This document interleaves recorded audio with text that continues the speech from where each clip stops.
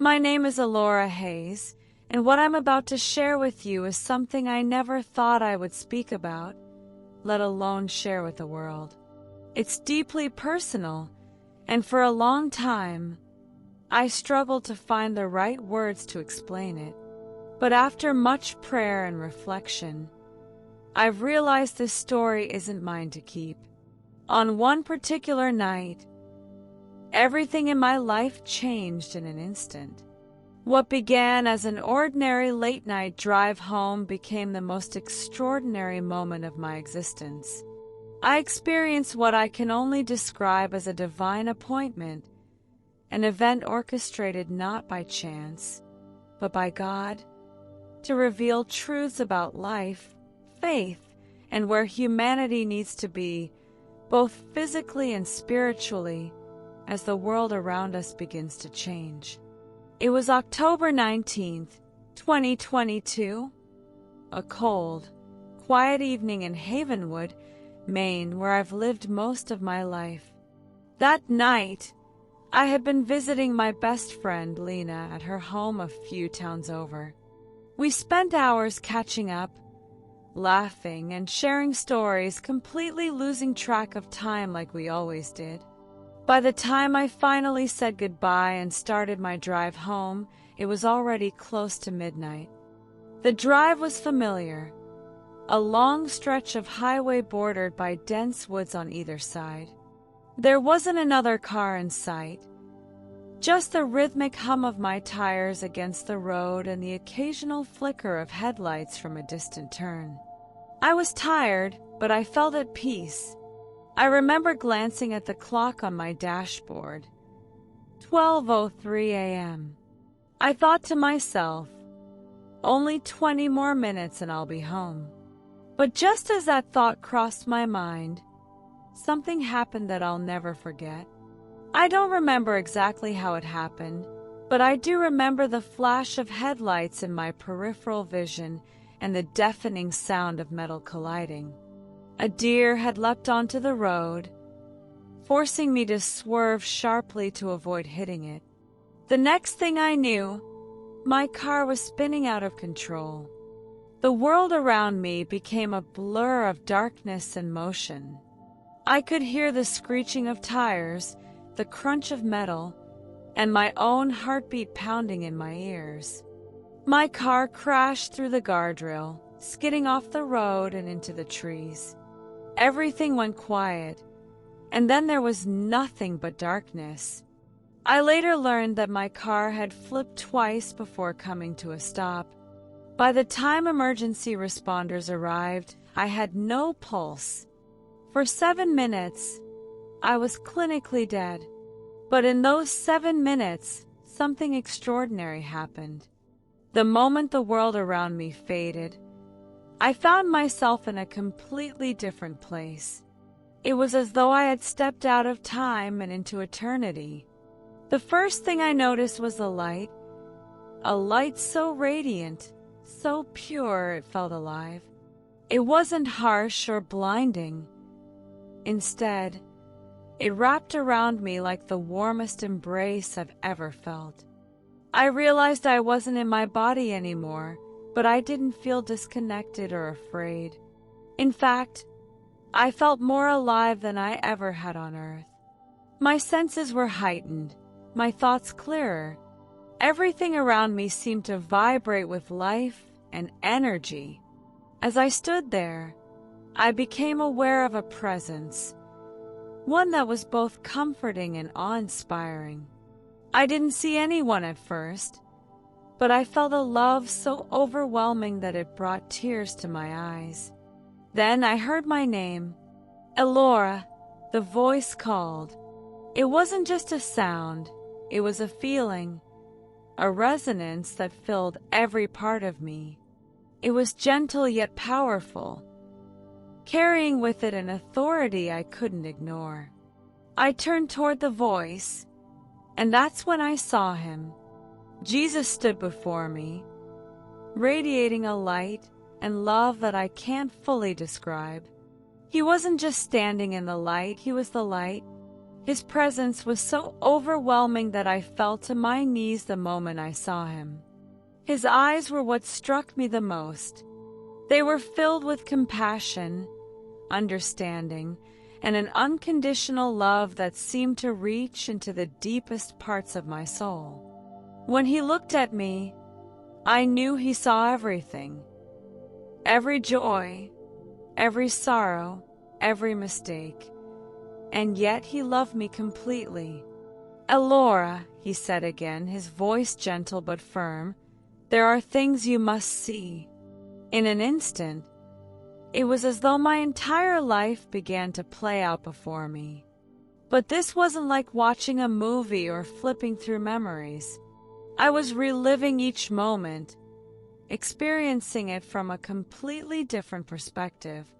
I saw moments from my childhood, times when I had been kind or generous, and how those small acts had rippled outward to touch others in ways I never knew. I saw how a smile I gave to a stranger had lifted their spirits, how a word of encouragement I offered to a friend had given them the strength to keep going.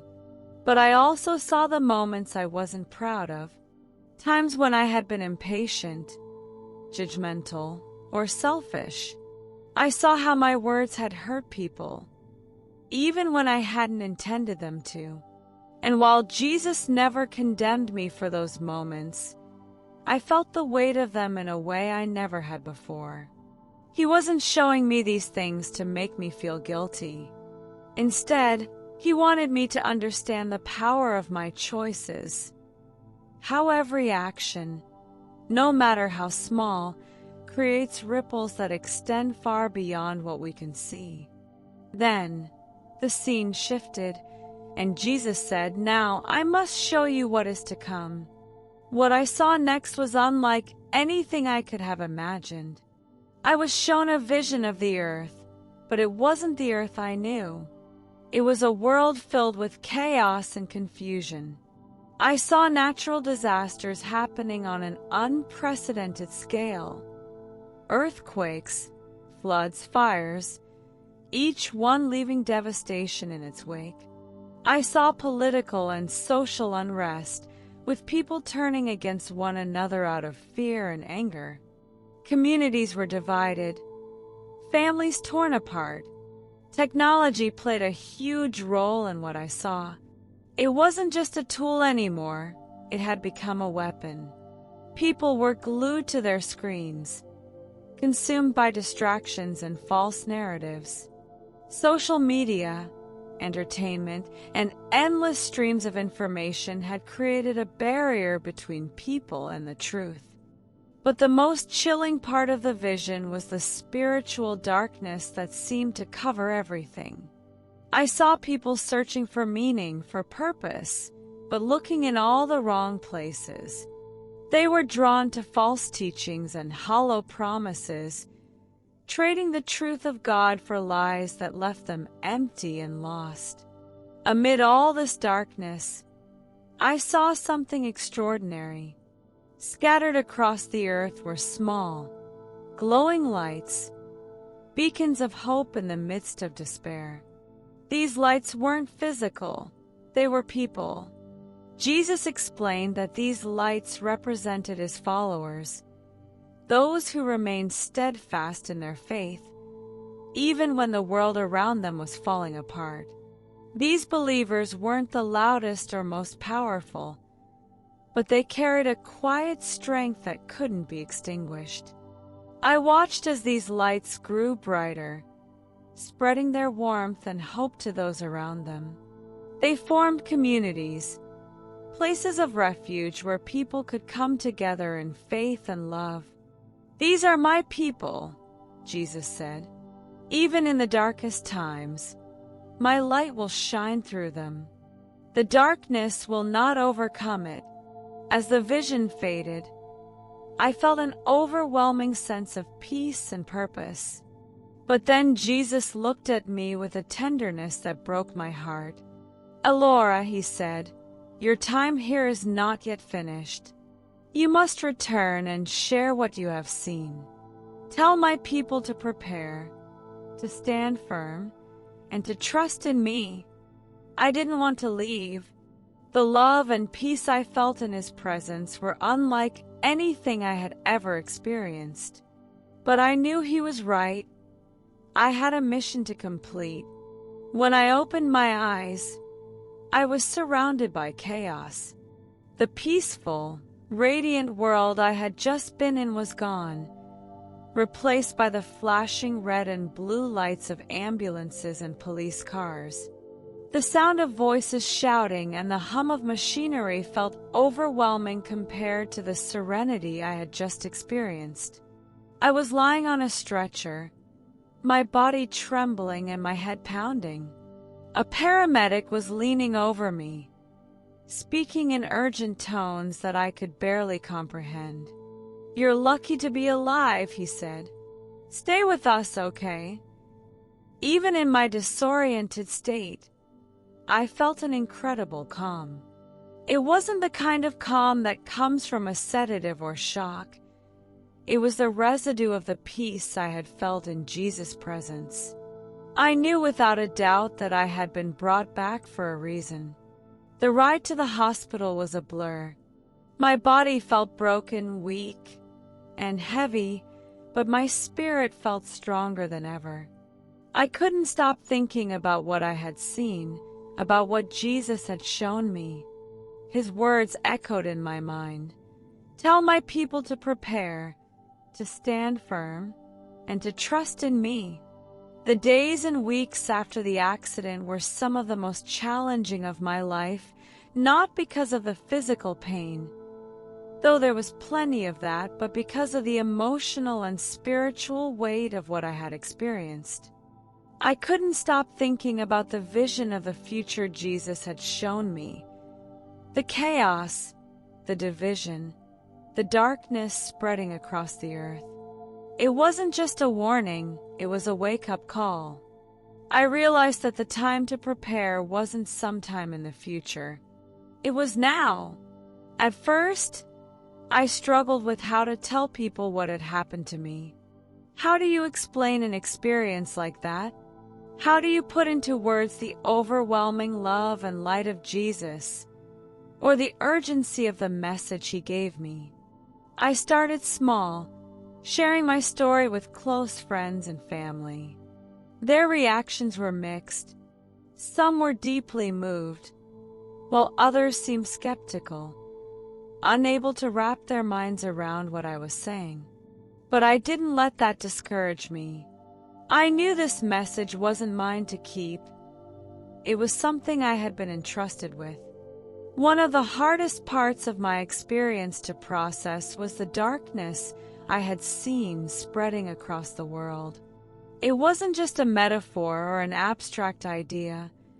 It was real, tangible, and terrifying. Jesus had shown me how the enemy was using fear, division, and deception to pull people away from the truth.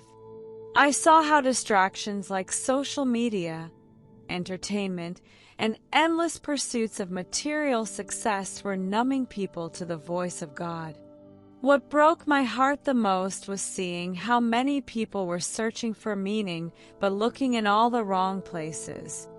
They were chasing after things that could never satisfy, and in doing so, they were falling deeper into spiritual emptiness. But Jesus also gave me hope. He reminded me that no matter how dark things may seem, His light is always stronger. The image of those lights, His faithful followers scattered across the earth, has stayed with me ever since. They were beacons of hope in the midst of the chaos, people who refused to let the darkness consume them. I realized that being one of those lights isn't about being perfect or having all the answers. It's about staying rooted in faith, even when the world around you feels like it's falling apart. It's about choosing love over fear, truth over convenience, and hope over despair. Jesus showed me that these lights weren't just surviving, they were thriving. They were building communities of faith, places where people could find refuge and encouragement. They were living proof that even in the darkest times, His light shines through His people. One of the most important things Jesus revealed to me was the need for preparation, not just physical preparation, but spiritual preparation. He made it clear that the challenges ahead would require a level of faith and perseverance that many of us have never experienced before. "Build your foundation on me," He said. "When the storms come, those who stand on the rock will not be shaken." I realized that preparation isn't about fear, it's about trust. It's about trusting that no matter what happens, God is in control. It's about deepening your relationship with Him through prayer, studying His Word, and surrounding yourself with others who will strengthen and encourage your faith. Jesus also emphasized the importance of discernment. "The enemy will come disguised as an angel of light," He said. "Do not be deceived." He showed me how easily people could be led astray by false teachings and promises that sound good on the surface but lack the substance of His truth. After the accident, life didn't go back to normal. How could it? Once you've stood in the presence of Jesus and seen the reality of eternity, you can't unsee it. I felt a deep urgency to share my story, but I also knew I had to tread carefully. This wasn't about me, it was about Him. I prayed for guidance, asking God to show me how to use my experience to glorify Him and help others. Over time, doors began to open. I was invited to speak at churches and community groups, sharing what Jesus had shown me. Each time, I felt His presence guiding me, giving me the words to say. If there's one thing I want people to take away from my story, it's this: no matter how dark the world may seem, there is hope. Jesus is the light that can never be extinguished. He is the rock we can stand on when everything else is crumbling. He is calling each of us to prepare, not out of fear, but out of faith. Preparation starts with a single step: turning to Him. It's about opening your heart, seeking His truth, and trusting Him to guide you through whatever lies ahead. I share this story not to frighten you, but to inspire you. The future may hold challenges, but it also holds incredible opportunities for growth, faith, and transformation. If my story has touched your heart, I encourage you to take a moment to reflect. Are you building your life on the solid foundation of Jesus? Are you preparing your heart and mind for what's to come? If you feel moved to take that step, I urge you to pray. Ask Jesus to guide you, to strengthen your faith, and to show you how to be a light in the darkness. If this testimony has encouraged or inspired you, please share it with others. Like this video, subscribe to this channel, and leave a comment about how God has been working in your life. Together, let's shine His light and bring hope to a world in need.